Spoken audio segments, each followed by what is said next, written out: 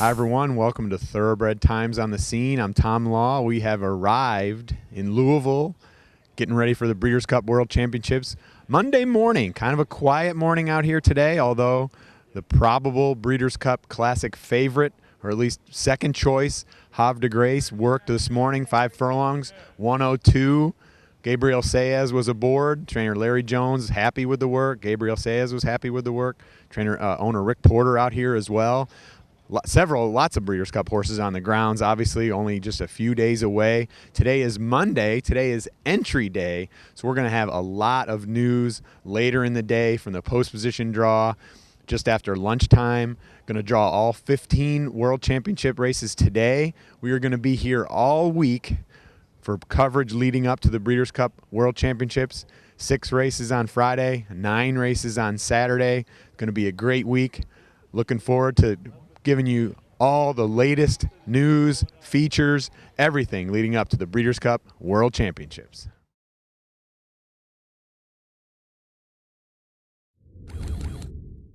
He was pretty sick. You know, he never had a temperature. He's never febrile, but he was off his feed. He'd lost weight. He'd lost condition.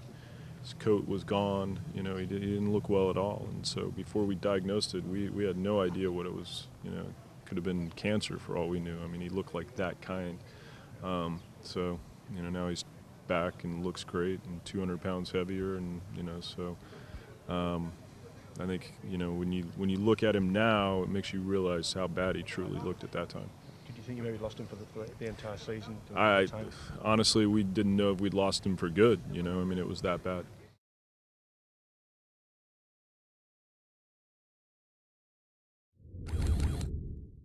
Welcome to Thoroughbred Times on the Scene. Good morning. It's Tuesday morning. I'm Tom Law. I'm out here at Churchill Downs. Not quite daybreak yet, but the lights are on. Horses are obviously training behind me out on the main track. Lots of Breeders' Cup horses going to be on the track any moment now throughout the morning, including a large contingent of European horses. Pretty much throughout the morning, both going to train on the main track and on the turf course. Obviously, the turf course works are a little bit later in the morning, but everyone looking forward to seeing a lot of the European horses for the first time, along with several of the other major Breeders' Cup contenders that are arriving in Louisville over the next few days. Stay tuned. We'll be back with some more news and notes following up on yesterday's post position draw, plus with any other developments related to the Breeders' Cup World Championships.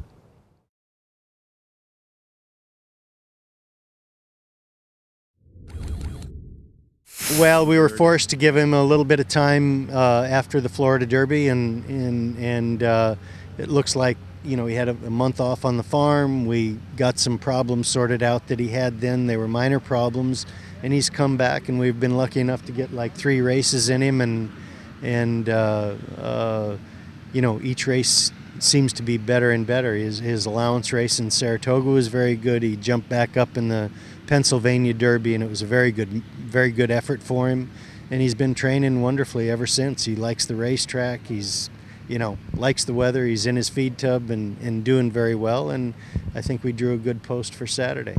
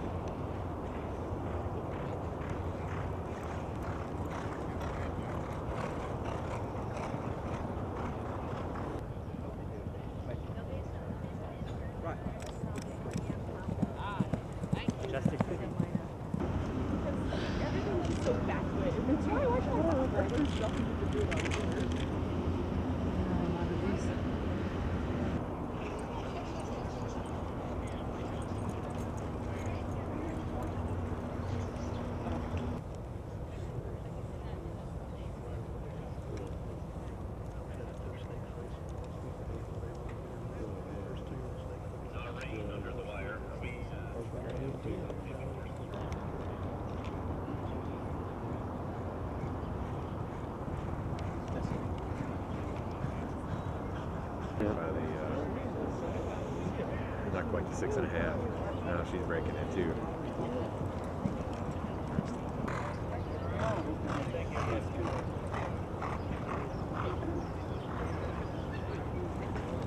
Good morning.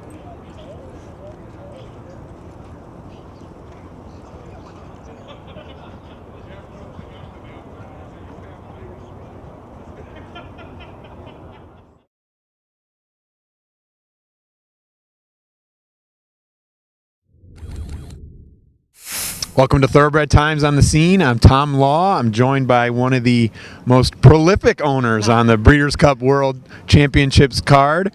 Mr. Ken Ramsey has 7 horses entered over the 2-day extravaganza out here on Friday and Saturday at Churchill Downs.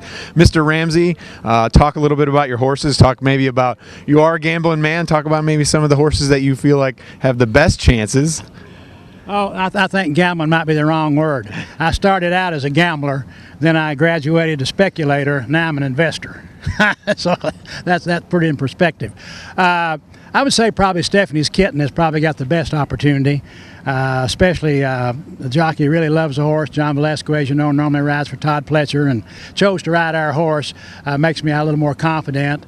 And she did win a Grade 1 Alcibiades, and she prefers a turf. So we think we've got a big shot. Little luck and got a good post. I think we're in the right spot. Now, you obviously made the decision. I think the Alcibiades was maybe a win-and-you're-in race for the dirt race.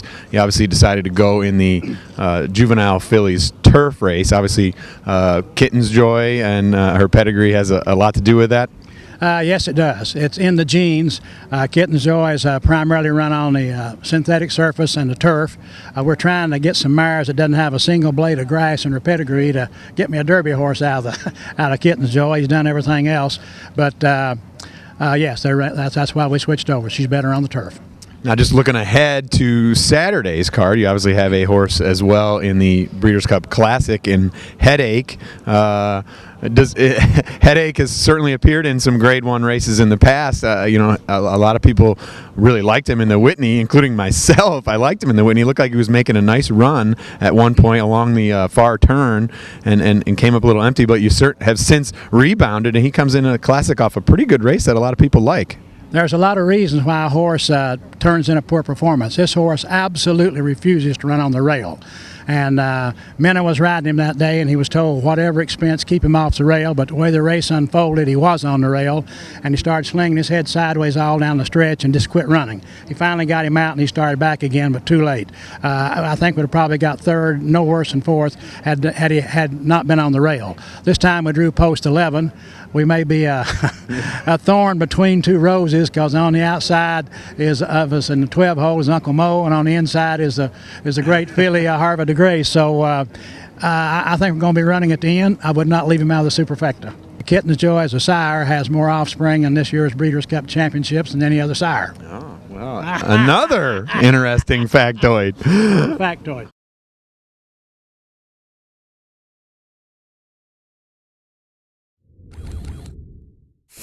If he wins by 2 lengths, I'll probably be asked why do you only win by 2 lengths. If he's 6 by 10 lengths, you know, I'm the idiot that ran him in the, you know, 1.25 mile race instead of the mile. And you know, to me, you know, it's no different. I mean, running Mo in the Classic is no different than what Harvard de Grace is doing right now. I mean, I got to give those guys a lot of credit. You know, Porter and Larry Jones. I mean, you know, I've won a Breeders' Cup. They haven't won a Breeders' Cup, and they could easily have gone into the staff. I don't know. You guys know the odds, probably 2 to 5, 3 to 5. Should have been really, really tough to beat, and I give them a lot of credit. And you know, and Mo could have went to the mile, and he could have been 3 to 5, 4 to 5 also. But you take Mo and Harvard de Grace out of the Classic, you guys would have a tough week covering this race. You know, if you knew how sick he was, for him to come back to race this quickly, 4 months, King's Bishop, and then the Kelso, is amazing. But for him to do what he did in the King's Bishop and the Kelso, especially Kelso, I mean, a 118 speed buyer figure, you know, 0 rag number. I mean, you know, you know, when you guys watch the Kelso, you know, top of the stretch, Jackson Bend is coming on his inside. If I pause the race and ask everybody here who's going to win that race, you guys are all going to bet Jackson Bend. And Mo just looked him in the eye and said, okay, it's time for me to go. And great horses do that. He did go a mile and 16th last year on this track, and, you know, I only watched that race like once a day.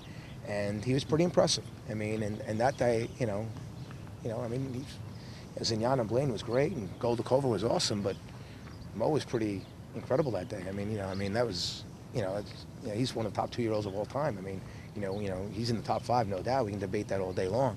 I don't think there'd be much of a debate. Until somebody does something, you really don't know. I mean, so I think it's what I'm reading about, which is interesting, which listen, I have tremendous confidence, is everybody's kind of saying there's no way he can go a mile and a quarter. There's no chance he can go to a mile and a quarter. I mean, I get this here. He gets a mile and a quarter. I can't wait to read your stories. I mean, what a change of direction. I mean, listen, I think he just has this incredible stride. He never gets tired. And he just wins. When he's right, he just wins in spectacular, brilliant fashion. I mean, there's a lot of horses. Stay Thirsty is a great horse. I mean, Jim Dandy, Travers, second in the Belmont, third in the Jockey Go Club. He's going to get a mile and a quarter. The question for him is he going to be the best horse that day? Uncle Mo, I mean, I can say it, but it's up to you guys. He's the most talented horse in the race. There's no question in my mind. He's the most talented horse in the race. Can he get a mile and a quarter? We'll all know at 7:02.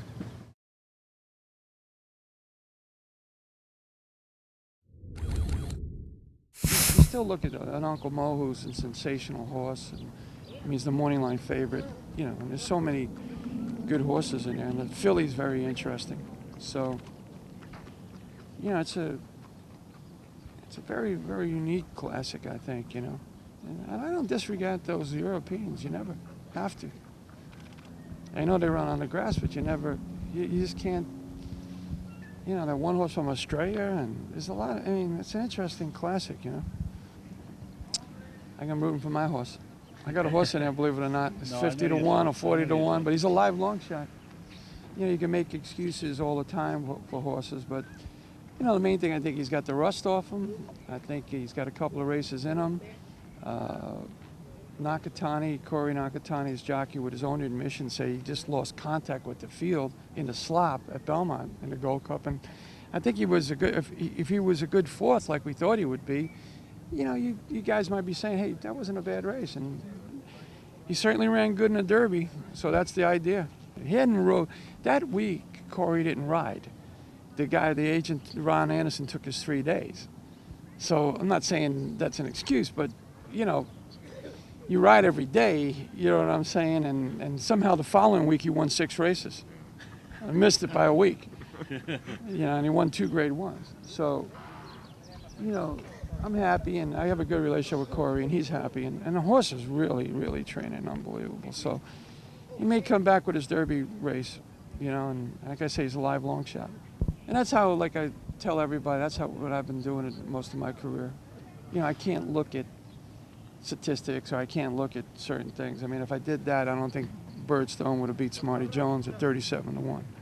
Or the Tara at 38 to 1 would have beat Big Brown or whatever. And even last year's Fly Downs race, of course, he was a top 3-year-old, the Prince's horse, Prince Matop, but, he only got beat 2.5 lengths. And, of course, that was with Blame and Zenyatta.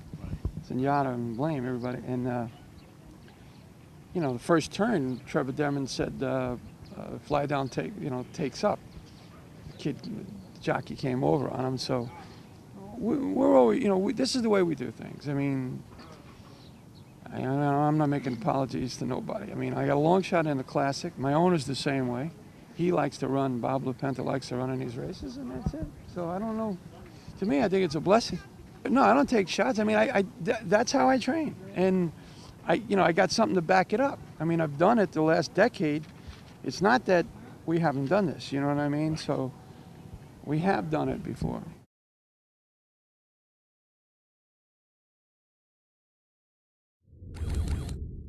Welcome to Thoroughbred Times on the Scene. I'm Tom Law. I'm joined by Chad Brown. Chad has a 3-member contingent here for the Breeders' Cup World Championships, including the favorite for the Breeders' Cup Emirates Airline Breeders' Cup Filly and Mare Turf in Stay Salida. Chad, just talk a little bit about how she's doing since you've had her here. She looked really good out on the racetrack today, and just what are your thoughts coming in? She's training really well. Her first 2 races for me were both excellent, and I don't see any change in the way she's doing right now. Now, both of her races, very, very impressive. You know, obviously attracted a lot of attention, and she's earned the favorites role in here. Both those races come on yielding ground. You know, she's shown on her form the ability to run on all types of ground. Do you have a preference yielding ground? I know they talked about a little bit of rain maybe here on Thursday. Firm, yielding, any choice? No, I mean, clearly she can handle off-going. And if it was to come up that way, I think it gives her a little bit of an advantage just because she might be able to handle it better than other horses. But I don't think she necessarily needs to have it to run her A race. So for me, I'm just going to let the chips fall where they are, and whatever kind of turf course shows up, I'm going to run on it. Yeah, I guess there's really nothing any of us can do about that going in. But you have two other horses, Day at the Spa and Fantastic Song, two horses that both won very impressively in their maiden races at Saratoga on the turf, part of your very strong Saratoga season again this year. Talk about their chances individually. We'll start with Day at the Spa, obviously second last time out in the Natalma Stakes, which was a key race for the Breeders' Cup Juvenile Fillies turf last year. Yeah, it really was. We handpicked that race. We thought the spacing was good to get her to the Breeders' Cup, and the distance was right. I wanted to keep her just at a mile.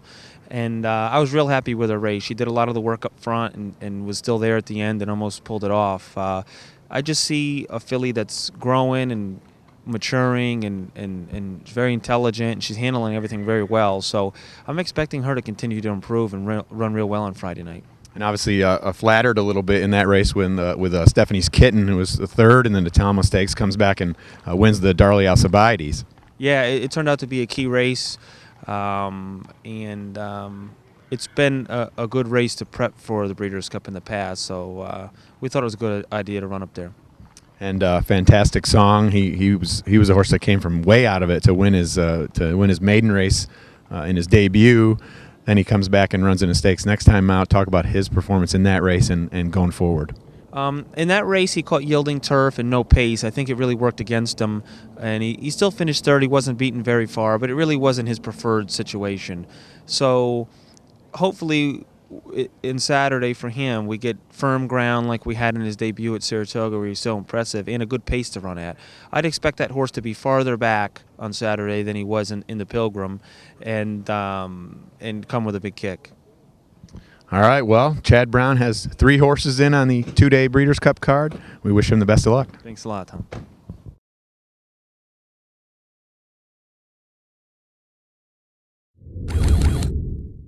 I was telling Bill from the first jump out of the gate. I felt very confident. I know it's kind of hard to say when you're way back there last, but it was kind of Zenyatta-like as far as the ones that she won.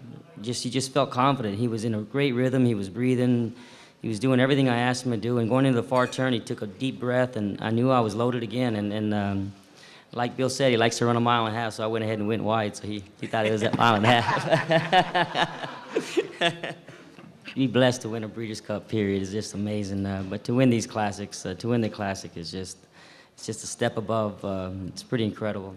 I'd like to say again, I'd like to really thank Jeff Ruby. I wore his logo today, and for every time I wore it, he donated $30,000 today to disabled riders, and it's just for someone to do something like that, it's pretty amazing. Thank you, Jeff.